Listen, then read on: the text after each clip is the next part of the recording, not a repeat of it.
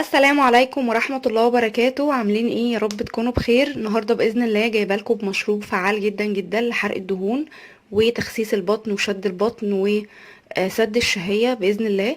المشروب دوت انا جربته شخصيا، وحوالي من سنة نزلت لكم فيديو عنه.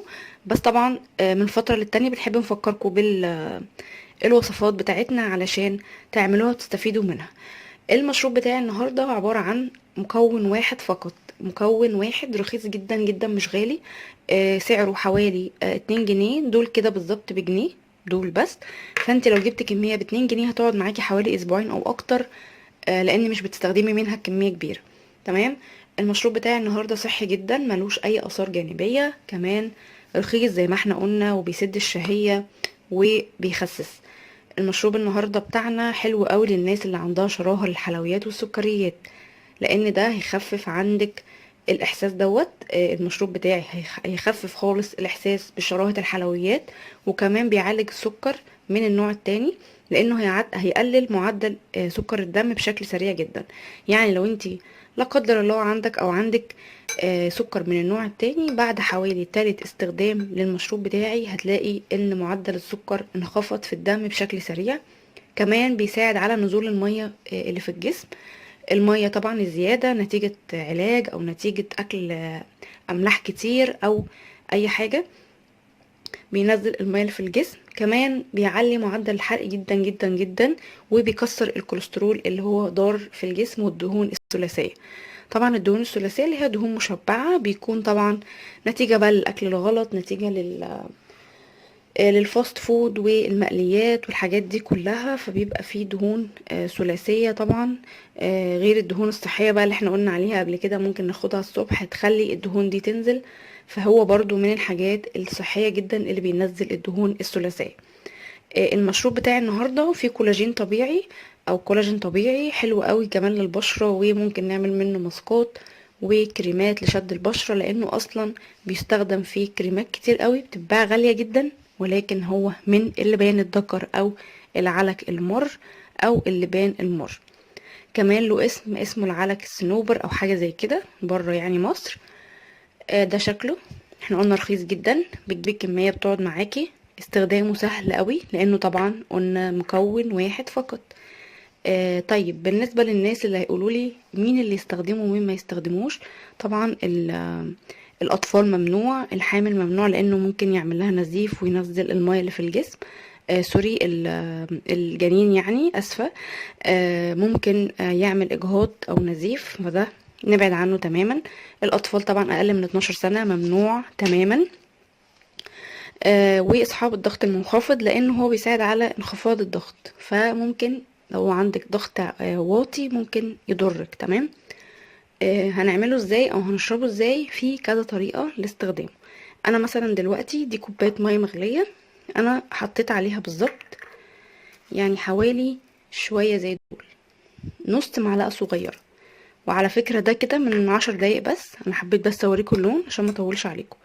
انا دلوقتي حطيت شوية زي دول في كوباية مية غلياها، هو طبعا بدأ يدوب ولسه فيه كام واحدة. فالمفروض ان احنا بنغطيه، يعني انا كنت مغطياه لانه فيه زيوت طيارة. زيوت الطيارة دي بتخلي الفعالية بتاعته كبيرة جدا، فلو الزيوت الطيارة دي راحت ما بيبقاش له اي فعالية. فلازم بعد ما تحطي لبان الدكر في المية المغلية بتغطي عليه. تمام. المفروض ان احنا بعد ما بنحطه كده بنسيبه بنقلبه لحد ما بتدوب تمام. فالمفروض ان احنا الاحسن ان احنا نعمله من قبلها بيوم. ليه؟ علشان نحصل على افضل نتيجة. ممكن تعمليه لمدة يومين او 3 عشان يبقى سهل عليكي جدا، لانك هتحتاجيه مرتين في اليوم. فممكن تجيبي لتر مية اللي هو 4 كوبايات من المية المغلية. تمام. ونضيف عليها معلقتين صغيرين او معلقة كبيرة من اللبان الدكر، معلقة كبيرة كفاية جدا، وتضيفيها للتر او ال4 كوبايات مية سخنة او مغلية، وبتغطي عليها وبتنقعيها لمدة 12 ساعة. انا بقى جيت اهو نقعتها 12 ساعة، ومفروض جاي قبل الفطار هاخد كوباية زي دي كده قبل الفطار. ده لونها، وكمان لو قعدت اكتر هيبقى لونها احسن من كده. تمام. هاخدها قبل الفطار بنص ساعة، هتسد الشهية زي ما احنا قلنا، وكمان هتساعد على التخسيس جدا، ويبان نتيجتها من يعني بعد اسبوع تقريبا هيبان نتيجتها، لانه بجد بيشد الجسم جدا.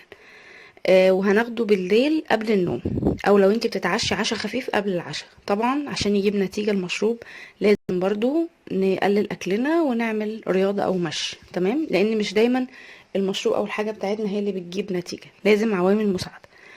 عايزة اعمله بطريقة تانية، بتجيبي كوباية زي دي، نصها بالظبط، نص كوباية مية سخنة او مغلية، وبتضيفي عليها معلقتين كبار من لبان الذكر، وبتسيبيها برضو في برطمان او في كوباية، وتغطي عليها وتسيبيها حوالي 12 ساعة. هتبقى بعد كده عاملة زي اللبن، هتبقى تقيلة جدا. تاخدي منها معلقة كبيرة كل يوم الصبح على كوباية مية دافية، وتشربي كوباية المية الدافية دي بالمعلقة اللي احنا ضفناها عليها، هتبقى نفس اللون ده. يعني في كذا طريقة، اعملي اللي يريحك. انا عن نفسي مثلا لو لسه بدري على الفطار بتاعي، ممكن اجهزها قبلها بساعتين 3، بس الافضل طبعا زي ما احنا قلنا ننقعها 12 ساعة علشان كله يدوب معايا.